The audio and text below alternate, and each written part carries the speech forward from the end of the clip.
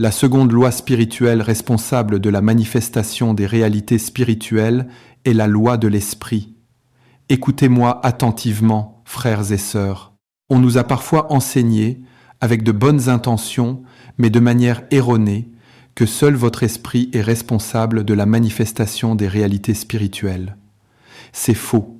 L'être humain est tripartite et son intégralité doit être impliquée dans la manifestation de chaque réalité spirituelle, votre esprit, votre intelligence et même votre corps.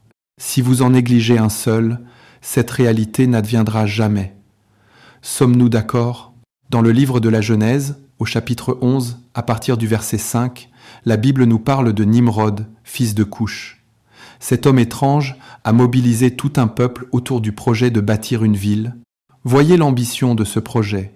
Les théologiens débattent pour savoir s'il s'agissait d'un édifice physique ou spirituel, mais qu'il soit l'un ou l'autre, cela reste prodigieux. Un homme a eu assez d'audace pour concevoir une structure dont le sommet devait atteindre les cieux.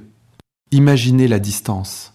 La Bible raconte qu'il a commencé à proposer ce projet au peuple. Avant même le verset 5, il les incitait en disant « Allons, bâtissons-nous une ville et une tour dont le sommet touche au ciel, et faisons-nous un nom. » Que faisait-il ? Il les endoctrinait avec une idée. Notez bien que ces personnes n'étaient pas nées de nouveau. L'Esprit de Dieu n'était pas impliqué dans ce processus. Pourtant, la Bible dit qu'ils se sont mis d'accord pour fabriquer des briques et utiliser du bitume comme mortier. Tout cela n'était encore qu'au stade de la pensée. Mais voyez ce qui se passe du point de vue de Dieu au verset 5. L'Éternel descendit pour voir la ville et la tour que bâtissaient les fils des hommes. Dieu n'est pas descendu pour voir un bâtiment déjà terminé. Pour lui, dès l'instant où il s'était mis d'accord, l'œuvre était faite. Et si vous en doutez, lisez le verset 6. Le Seigneur dit « Voici, ils forment un seul peuple et ont tous une même langue, et c'est là ce qu'ils ont entrepris. Maintenant, rien ne les empêcherait de faire tout ce qu'ils auraient projeté. » Notez bien cette phrase. Rien ne leur serait impossible. Le Créateur sait comment fonctionne la création, et il atteste ici que ces hommes ont saisi cette loi. 2. Dieu utilise cette expression forte. Rien ne les empêcherait de faire tout ce qu'ils ont imaginé. Rien ne leur sera refusé de ce qu'ils ont imaginé. Cette tour ne peut être arrêtée parce qu'elle a été imaginée. Cette grandeur ne peut être freinée parce qu'elle a été imaginée. Trop peu de croyants comprennent la loi de l'esprit. Je souhaite que vous réussissiez, et pas seulement sur le plan spirituel, mais nous ne sommes souvent pas assez instruits sur ces dynamiques. Il ne s'agit pas de psychologie ou de scientologie, mais du fonctionnement même du royaume. Toute réalité qui n'est pas d'abord saisie dans l'esprit ne se manifestera jamais. Ce que Dieu est venu voir, c'est votre imagination, car elle constitue une réalité dans le monde spirituel. Avant de continuer la vidéo, n'oubliez pas de soutenir notre nouveau livre « Les généraux de Dieu » disponible dès maintenant. Si vous souhaitez vous le procurer, vous trouverez le lien dans la description de cette vidéo. Merci pour votre soutien et bonne suite de visionnage. C'est la raison pour laquelle vous pouvez imaginer une chose et verser des larmes réelles. Vous êtes assis et vous vous demandez « Et si mon père mourait maintenant ?»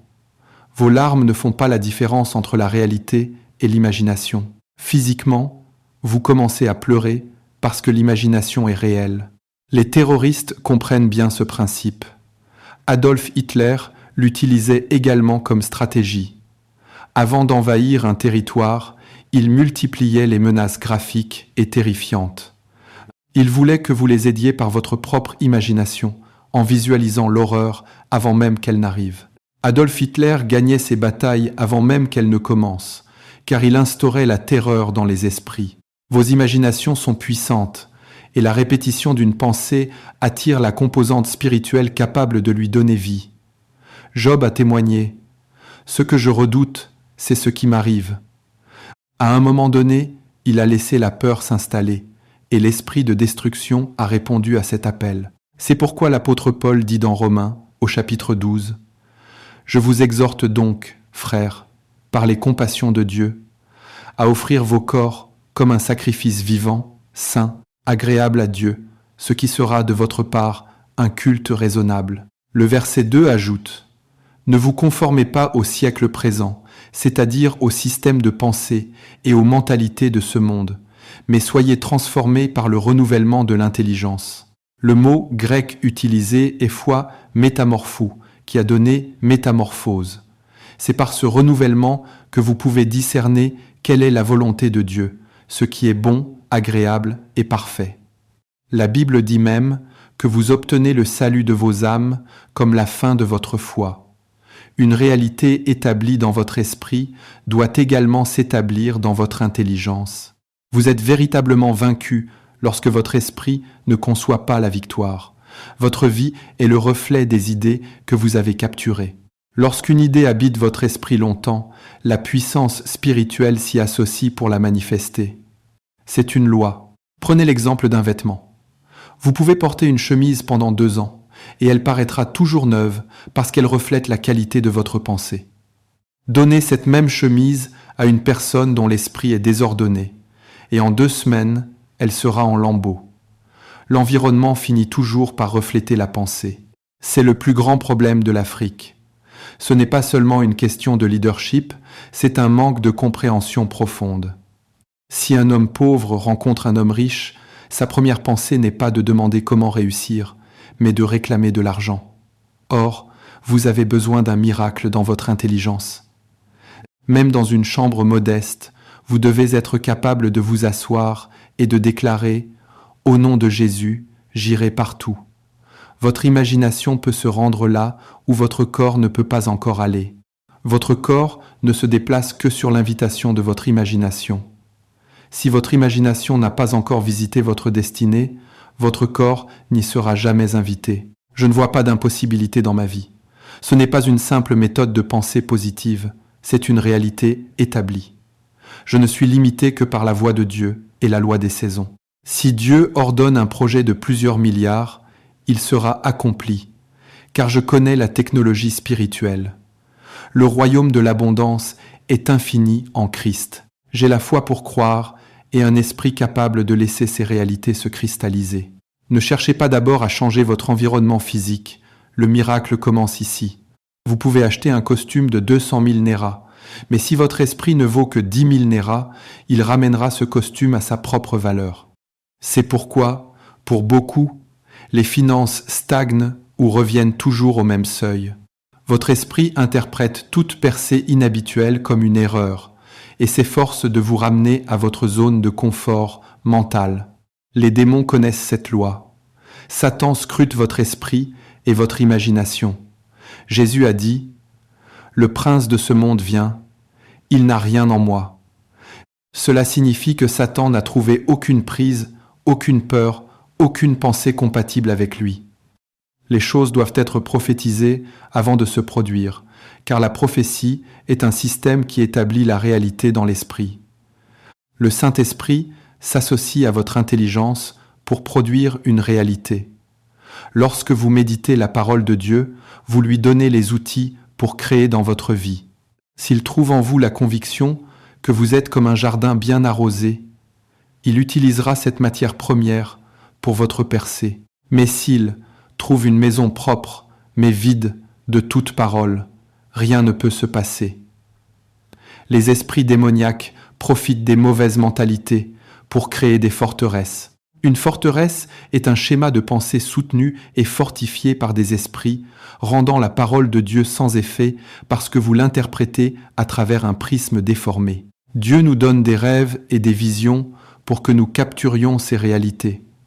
Joseph, dans sa citerne, continuait de voir le soleil, la lune et les étoiles se prosterner. Cette vision l'a sorti de là. Peu importe les épreuves, la vision le maintenait. Pour certains d'entre vous qui venez de familles modestes et qui en avaient honte, vous ruminez vos regrets et vos échecs. Mais le Seigneur vous parle aujourd'hui. On ne met pas du vin nouveau dans de vieilles outres. Débarrassez-vous de cette vieille mentalité et dites « Au nom de Jésus, je crois. Je suis peut-être faible aujourd'hui, mais un jour, je nourrirai des nations. J'ai pris la décision, alors que je n'avais rien, que je prendrai soin de ma famille et que je ne manipulerai jamais personne pour obtenir mon pain. Ma victoire a commencé quand j'ai vu ma destinée déjà bâtie dans l'esprit. Avant chaque réunion, je vois les vies transformées et l'onction agir. Je ne suis ici que pour établir ce qui est déjà fait. Nous allons prier. Je ne veux pas que vous repartiez tel que vous êtes venus. Nous allons vivre des moments qui transformeront votre destinée. Levez-vous. Tout devient possible lorsque Dieu nous tient la main. Merci d'avoir regardé la vidéo. N'oubliez pas que vous pouvez soutenir la chaîne tout en découvrant encore plus de contenu intéressant. Si vous aimez ce que nous partageons ici, n'hésitez pas à acheter notre livre disponible dès maintenant. C'est une excellente façon de nous encourager et de nous aider à continuer à produire davantage de vidéos de qualité. Vous trouverez le lien du livre dans la description juste en dessous. Merci beaucoup pour votre soutien. Soyez bénis.